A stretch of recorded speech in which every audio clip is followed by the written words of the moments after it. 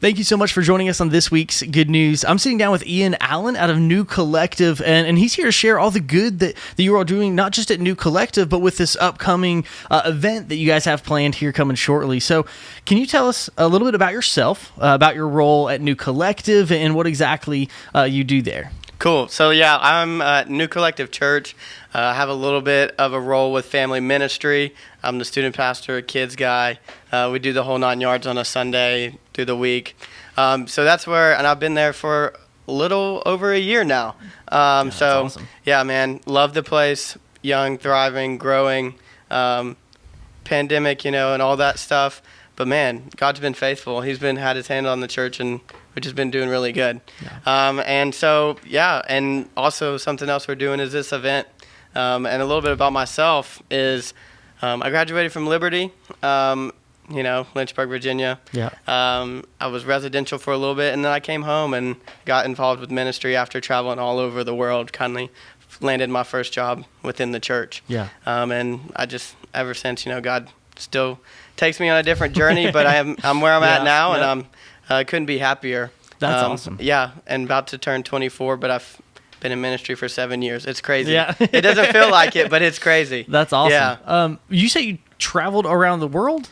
Okay, well, when I say around the world, it felt like it sometimes, but we would be all over the United States, just sharing the gospel with sports camps to like thousands of kids. Wow. Like every camp. It was incredible. I mean, salvations across the United States literally almost every week. Wow. Up into like the 50s. Like, it was crazy. Oh, my goodness. So it was really great to be a part of something like that. I should have said the world. It was the United States. But sometimes you feel like some places of the United States is like the world. Yeah, definitely. That's amazing.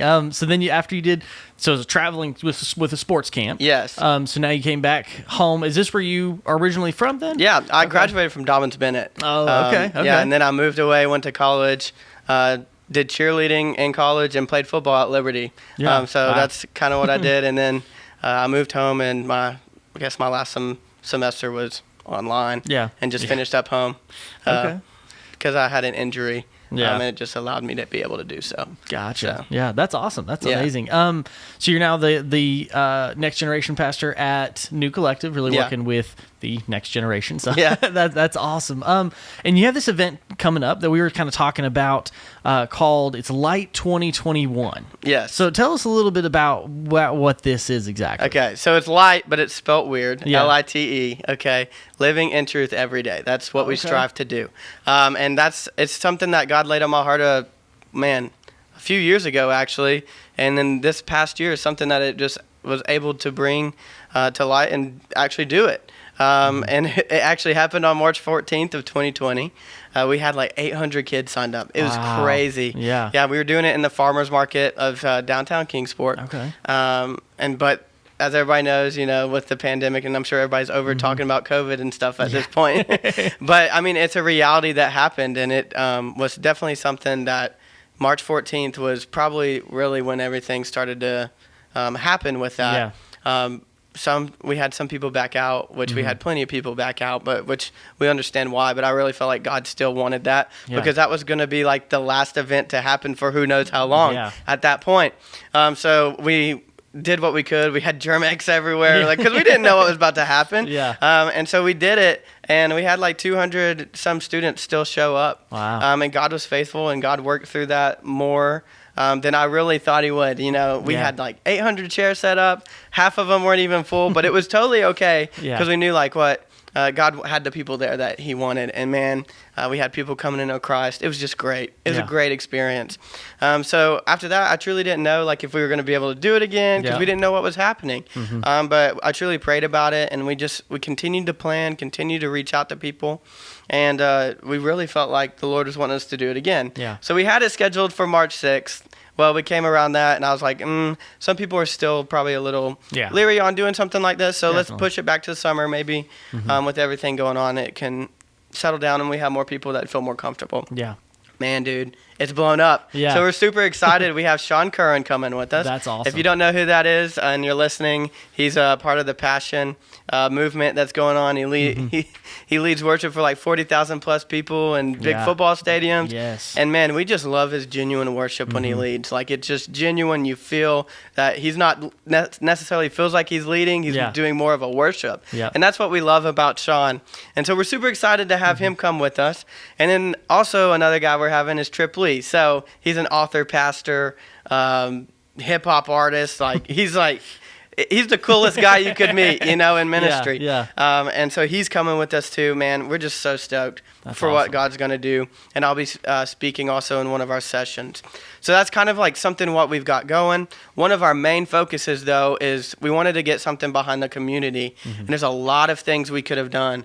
But in our area, we're really big on the opioids, man. Like, it's just a really bad thing that goes on in our area. And even with COVID and everything, like, people have been going through depression and like, dude, numbers are crazy. And it's really sad. And one of the things that kind of geared us getting behind that was I had a really close family member overdose on fentanyl.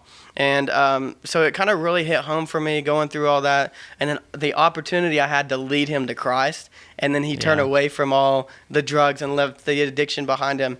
I mean, don't get me wrong. He still struggles from time to time. But, man, the story behind it was incredible. And so then I was like, there's a story, there's a purpose, let's go do this thing. And so we do a lot of that. We really want to push and make awareness because some people aren't really aware on what opioids are.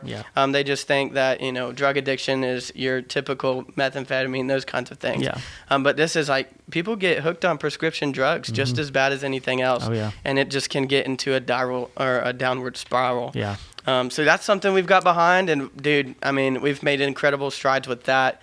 We just really want to train young people, young adults, to be aware so that we can put a stop to something so pressing on our culture nowadays.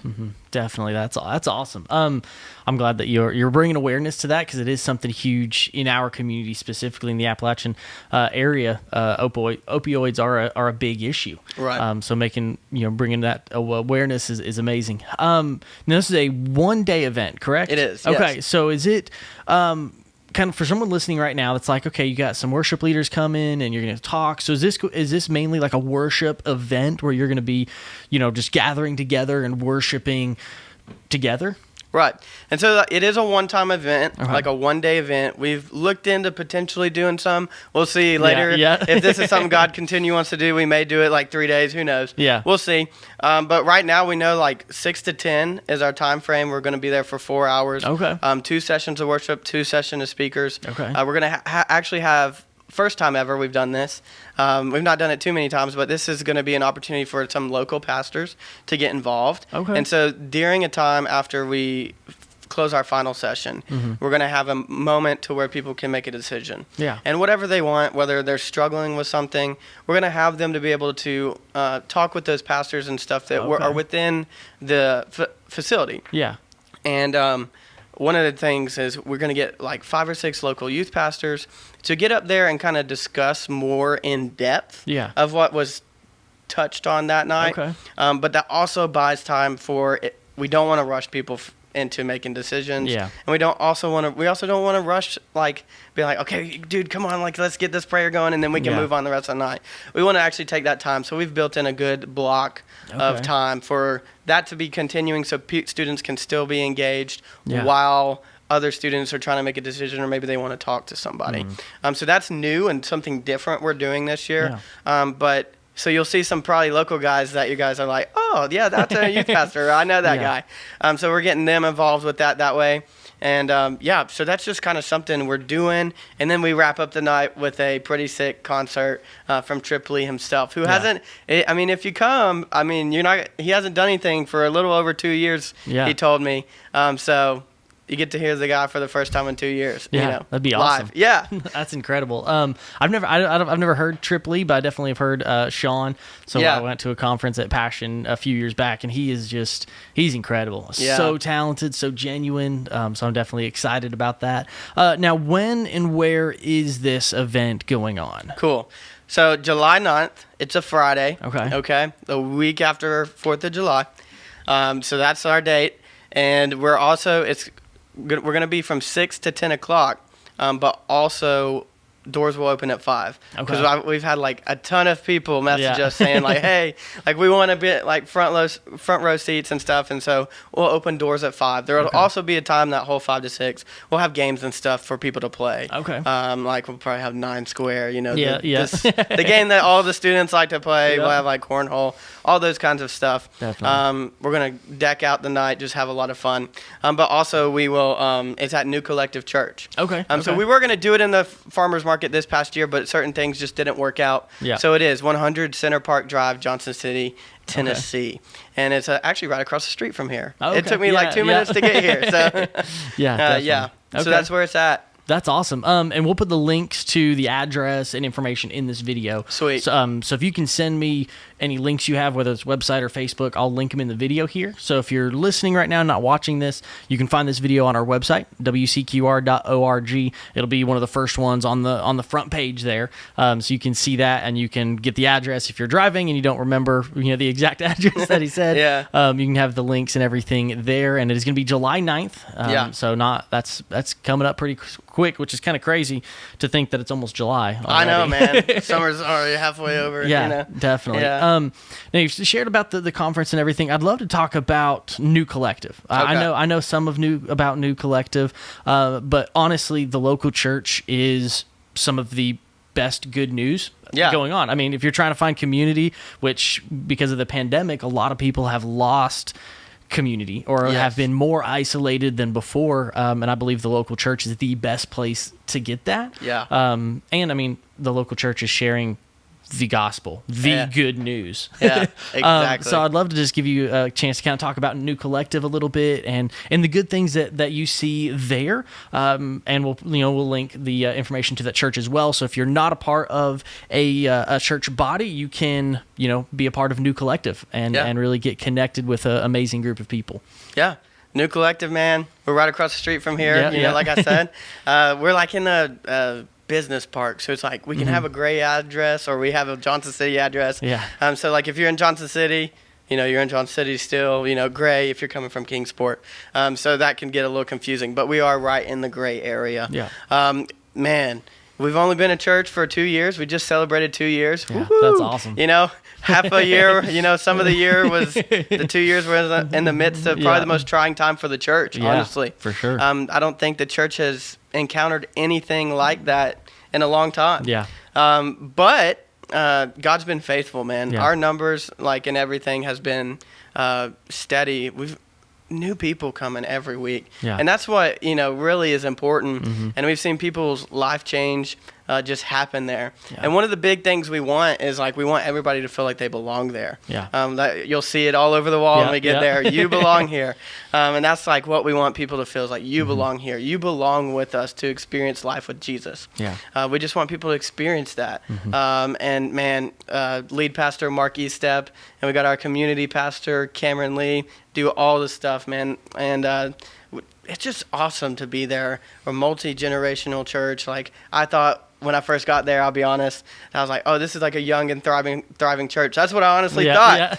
But man, you walk in there and you'll see every age. I mean, from toddler to people 90 years old. Wow. I mean, it's really incredible. And another cool thing about it is actually, so we try to do some looking where people come from, Dude, they come from everywhere. We have people from Southwest Virginia, people coming from Morristown. And it's just a lot of different areas that are coming here to come to church. Because it's we're the local church, but also we have a ton of people coming from outside areas. It's been real encouraging just to see the growth in 2 years, and we've been truly blessed. And it's, we'd love to have you. We really would. Yeah, that's awesome. I love that. So we'll put a link to your church's Facebook and your website and everything. So if you're listening, you can be a part of that and check it out. Man. That'd be awesome. Now I'd love to give you just a moment here to share really just what's on your heart. I love doing this towards the end of each show to share what God has been teaching you and really just what he's been weighing on you personally this season. Okay. So something that's really been big on my heart God called me into ministry at the age of 15. Like I knew that's what he was calling me to do. Wow. And I ran from it. Yeah. Like honestly, and I won't go through the whole details of my testimony, but it took some things of God really reeling me in, some really life crucial moments, of mistakes that I made for me to realize, God's not going to stop pursuing me. Yeah. And I want students and even into young adults, the college age, I feel like we all, and I mean, I'm still, I'm 23, I'm about to turn 24. I'm still a young adult, but there's still so much more I could learn but there's so much that I wish I would have known at an earlier age, and experienced, this life with Jesus and the growth with it. So that's really what I'm so passionate about is like, I just want kids to be on fire for Jesus. Yeah. And they go through things that I would never have thought they could go through. I know I sound like an old fart, saying that, but I mean, like, golly, at 23, there's just stuff they literally are dealing with now that even I didn't deal with, however many years ago. And gosh, I just want them to experience that, be so on fire that like kids want to come to church, students want to come to church, and a really encouraging thing that actually happened this past week. I had a guy that's been going to our church for a little, I guess about a few months now. He watched online during COVID, and then he decided to come. He was on a Saturday, and he asked his daughter what he wanted to do or what she wanted to do, and she said, "Well, I want to go to church." And he was like, "Well, we can't do that on Saturday, but we can go tomorrow." And so, like, that's awesome. Like, those stories are what's super encouraging. And I don't know, that just happened this past week, and I was like, that is exactly what I want. Like, that's what God's placed on my heart for this season, is just to have people on fire, love Jesus, and want to share more about him.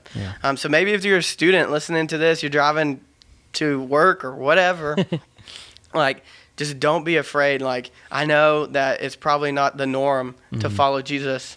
I know it's not, but do it. Like, be fully, like, sold out. Don't halfway do it.